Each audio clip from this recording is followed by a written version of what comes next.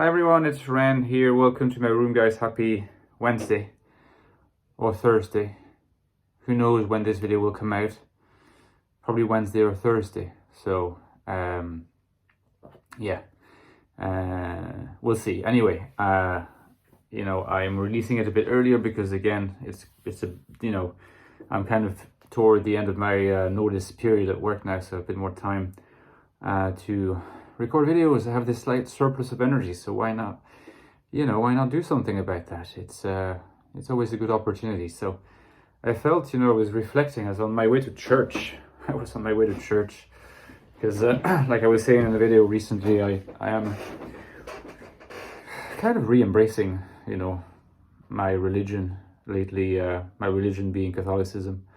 I wouldn't say that I'm necessarily completely back. It's a process, but it starts with some practices. In fact, this is something that I'm often talking about in my videos, is that, okay, you have the concept, you have all the things about the personality type that you think is great about the INFJs, capacity for visioning, for influencing, for this, for that. How do you embed this in your everyday life, And not to say that people have to do it right now, because it's kind of the challenge, and what this channel, among other things, tries to explore. Another thing that tries to explore it is this book, The Ecstatic Soul. So if you haven't gotten your hands on a copy yet, it's available at the links below for less than $10. It's a new look at the energy personality. Well, it's 2 years old now, but it's still selling, and it's a recommended purchase. Maybe you know someone else who might benefit. So consider getting it, or this book, The Infinite Castle, that I wrote last year. It's a novel in the vein of Dostoevsky, Kafka, and other modernist 20th century and maybe 21st century writers like Murakami. Rumor has it the main characters are INFJs, so $10 as well. And you can support me on Patreon. So bonus content, community, supporting me in general, consider it too, and the links is below as well. So, I had this little digression about going to church. In fact, I didn't, and this is the typical kind of, I think this is a typical experience for someone who's kind of timidly and discreetly making their way back, stepping towards, a faith again, or, a community, because I very much want to have that sense of community, again, something that I talk about a lot in my videos. But you have this awareness. It's not that you don't have an imposter syndrome, but you feel like you're on the way. And whenever I tend to prefer going to church when there's not many people, when there's people doing their thing, meditating, praying, something like that. There's not an event at the church. If there is, I tend to kind of come back and maybe pray here or meditate here or something like this. But it's a progression, and hopefully, I will evolve in that direction as well. But anyway, while I was walking, I was hoping to empty my mind, but I wasn't able to completely empty it. I was thinking of, type and being INFJ, but also from the perspective of being an INFJ of a certain age. Because, when I started making videos, I think I was 30. I might even have been 31. I'd have to check. I passed this now, but, maybe last week, I reached the 500 videos, mark, which is, it's quite a large number of videos. So, a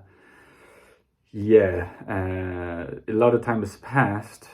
Now, I was already in my 30s when I started making videos, which for a lot of INFJs who are in their teens, early 20s, it's already older, and a lot of INFJs who are aware that there are INFJs way younger than me. And now, it's been 6 years, so, I'm 36 now, heading toward 37 in April next year. So it's not tomorrow, not even ready to think about it yet, but I'm kind of pretty much halfway through now. And I'm starting to get into the territory of being an old head, not an old person, I'm not an old person, I guess, but an old head among INFJs, something that I feel sometimes as well in some Discord communities that I'm on. And you inevitably slide into the role of somebody that people kind of, don't talk to exactly in the same way, and it's normal, you're not the same age. And you have perhaps something that's unspoken, but you have more of a mentor kind of side to you, and people kind of take what you're saying, maybe a bit more likely to take it seriously, or to take it as advice, or sense a little bit of experience and wisdom, which is kind of the way things should be, really. That got me thinking, among my audience, there are definitely people who are in my age range, people who are older, and people who are younger. And I was thinking particularly of people who are younger. You know, it's like it's almost it's a beautiful thing and a challenge at the same time to think about how you can reach across to younger people, because like the older I get, the more aware I become of the fact that, you know, like when I was young and I saw older people kind of not really understanding me or whatever, I thought, oh, I'll be different. I'll be the kind of person who will always understand the younger generations. But then you realize it's kind of stronger than you, and to not fall by the wayside is always going to be a little tricky. Maybe being within the INFJ framework helps because there is this kind of timelessness that attaches to the INFJ personality, this old soul dimension that is very much a lived experience type of thing. It's possible that young INFJs, they're kind of old for their age in their minds, and so they're likely to relate to old heads INFJs more, you know, maybe more seamlessly than say like an old head INTP with a young INTP or ISTP or ESFJ or what do you know? You know, it's possible. Certainly the prism of type, the prism of the INFJ type, there's something really beautiful in the fact that you can still interact with, you know, an audience that is much younger or much older, categories of people that in everyday life you're not likely to interact with very often. So to have this intergenerational opportunity to exchange, impact each other's lives, share things, insights, experiences, it's really, it's a privilege. It's a privilege that type, beyond all questions of whether it's scientific or not, or whether some people use it for the wrong reasons or not. It's one of those really brilliant dimensions of the subculture, you know, something not to be underestimated. And what does it mean then to be an old head INFJ? I don't know, except that, you know, I have a bit more distance on my whole journey from the moment that I kind of said, okay, it completely clicks. I'm not INTP, I'm not INFP, I'm not INTJ, I'm not this, I'm not that. ENFP even was considered, but I'm INFJ is, you know, the shock and there's relief and the illumination at the time. It's something I went through like years ago. You know, it's been years now. Like, it's people who identify as INFJs for a long time, they probably understand what I mean.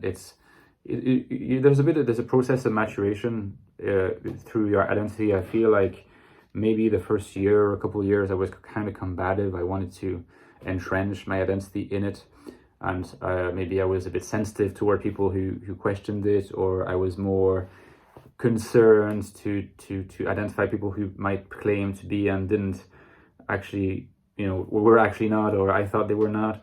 It's you get older and you sort of tend to relativize a lot of these issues, to focus much more on you know, you look at your path, you look at the moments during which your identity as an INFJ is very central, or the moments where it becomes a bit more around the periphery. You know, you become more interested also in how you can link across to other types, and you start really looking at the INFJ personality as a prism for how you make sense of your life as a human being in this world. And like I said in previous video, like trying to make sense of your life in this world does not mean as that when you define the parameter of what makes you happy and flourishing, you can't explore the otherworldly, which is by definition the beyond merely human flourishing. But all this is a process, and it goes through lots of different phases. But I do think that the more, and I think that this is like a law, you know, it's not a written law, but it's a practical law that you will observe, is that the older you get within your INFJ identity.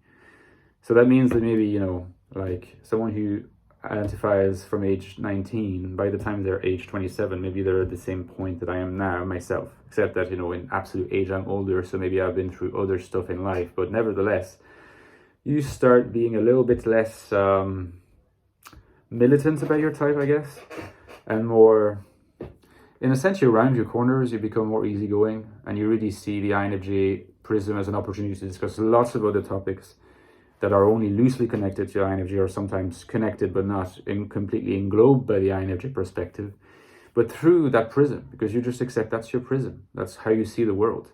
That's the makeup of your consciousness, in the words of the Ecstatic Soul, my book. So hopefully, you know, the insights I share on this channel will go in that direction and are considered helpful by some people. But yeah, those were my thoughts. So let me know if you have any thoughts to share. Look forward to your comments. They are always great to read. Don't forget my Patreon page, guys. See you soon.